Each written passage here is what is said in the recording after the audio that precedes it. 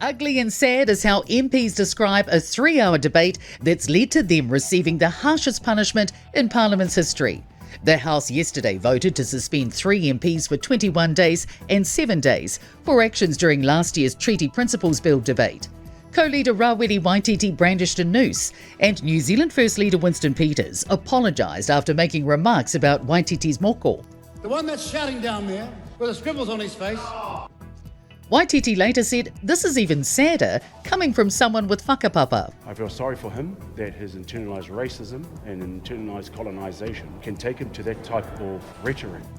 Prominent New Zealand leaders aren't keeping quiet on their view of the country's foreign policy.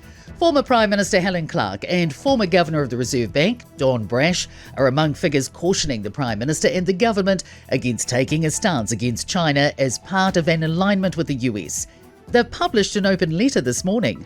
Brash, who was also leader of the ACT and National parties, says it's risky to harm our relationship with China. If we antagonise China sufficiently, they might say, well, look, you don't value our relationship. Perhaps we don't need your kiwi fruit, or don't need your timber, or don't need your dairy.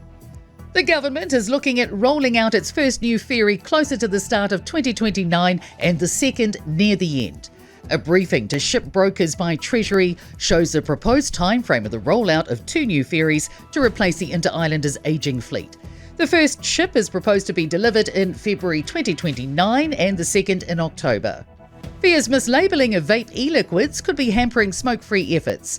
A study published in today's New Zealand Medical Journal finds more than half of juices had inaccurate nicotine levels compared to information on their labels. Most of the mislabeled products had significantly less nicotine than advertised, some by over 50%.